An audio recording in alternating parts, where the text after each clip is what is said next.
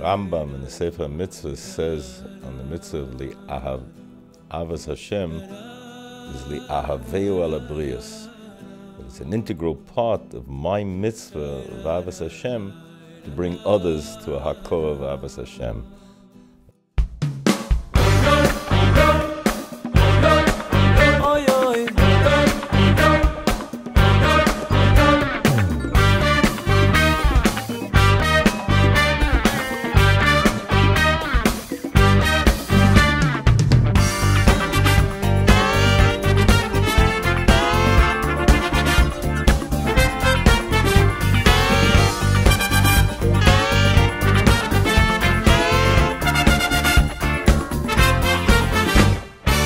The mentors were unbelievable. I have learned so much from them and befriended them. Like after we had learned through a piece, he just sat back and went, wow. Things just started coming out of my mouth that were actually quite insightful and interesting. It's not just like we're seeing these people from the outside, but to interact with them, that's when you really get to see what it's all about. The food was good, the gashmius was good, the accommodations were great everywhere, absolutely everywhere. This was one unbelievable Shabbos. It's an opportunity of a lifetime. If you take a look at the statistics today, right, there are 13.5 million unaffiliated Jews, there are about 1.5 million frum Jews, and there are about 3,000 kiruv workers. The frum community has tens and hundreds of thousands of professionals and businessmen. And the question was how to tap into that talent, how to take that talent and how to just give it a little bit of a twist and sort of turn it to kiruv. About 35 years ago, there was a new phenomenon, a yeshiva whose sole purpose was kiruv. As a growth of that, there was a second step in the kiruv process that was developed, which was people realized that their Shabbos table is very, very powerful in giving people the opportunity to see what Yiddishkeit is all about. We're now, with Hashem's help, beginning a third concept, which is the workforce, the office place. Or Samea, who has been running programs with college students for the last 25 years and very successfully, recruits a couple hundred kids a year. So we thought to ourselves, gee, you know, let's take one of their programs, let's move it from the traditional 6 or 7 great rabbis they'll have with 100 kids, and let's bring in 25, 30 citizen soldiers. Becoming frum doesn't mean you just necessarily become a rabbi, or although you could, or you learn day and night, but you can also have a career, a very satisfying career, and simultaneously you can be a real Ben Torah.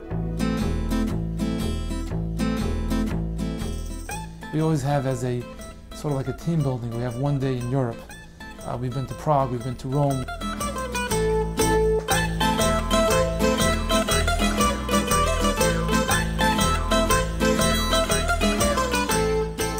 Rome was great because it got us all into the mindset that we're a group together, right? We didn't know exactly what to expect in it, so we didn't know the boys, we didn't know much about them. But the day before, it gave us a touring, got into the mode. We'll know each other now, we're friends now.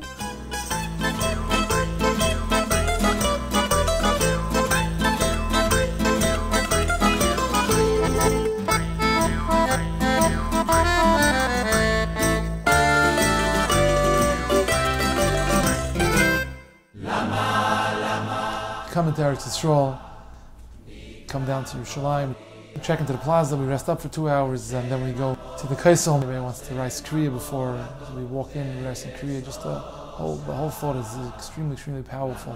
Coming down to the Kaisel without mincha, and then we had a magnificent opening dinner. We had 100 college students, JLE boys, at a beautiful simcha hall that's overlooking the Kaisel, and here the sun is setting.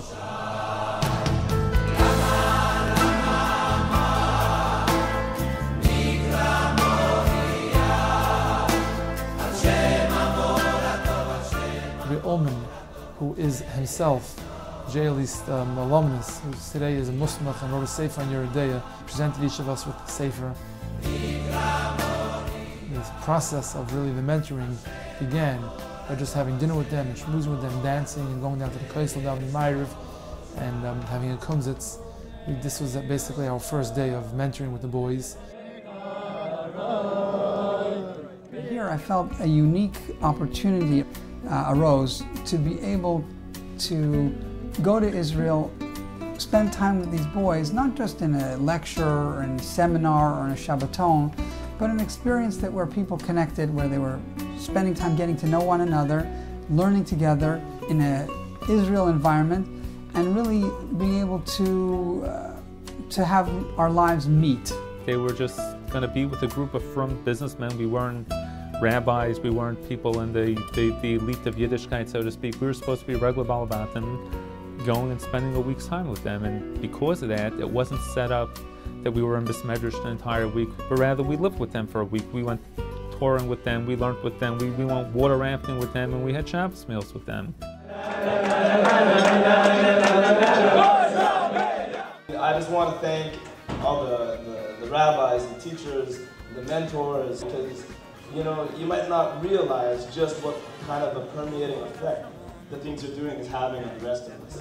And I think that you infused me with so much joy and pumped me up so much that it just was overflowing.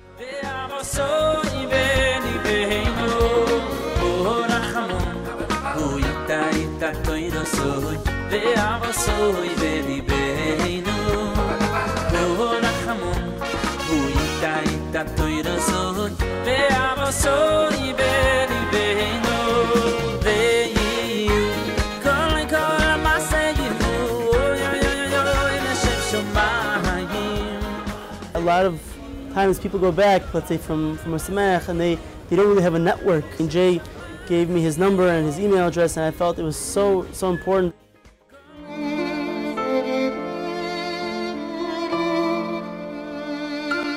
Madison Title maybe brought along 20 Jews, 19 of them observant and one non-observant.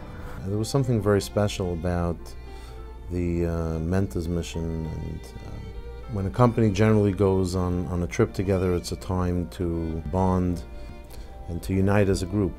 What was special about this trip was an added element of ruchnistic bonding, which is a much stronger platform upon which we can grow further. The experience was the first time I had ever been Shomer Shabbos, and it was a challenge. And since that time, I've been attempting to be Shomer Shabbos at home. There was an unbelievable sense of accomplishment and a real enjoyment that everyone in our group had.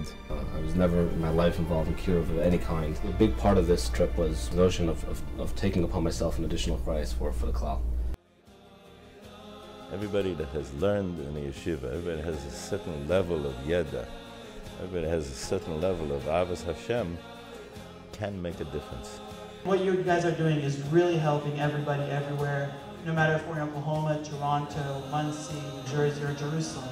It really helps us, and thank you all very much. It was just clear to me that something happened while I was there that week that has still stayed with me since that time. The last day I was at the Kaisel, just myself, and I was standing next to a gentleman.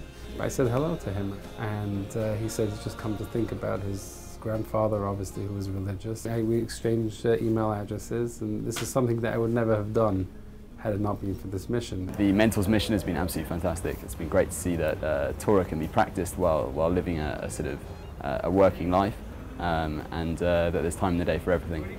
So we have a plan, we have a goal, and we're hoping at the end of the day to bring HaKadosh Baruch Hu back to his children, or bring his children back to HaKadosh Baruch Hu.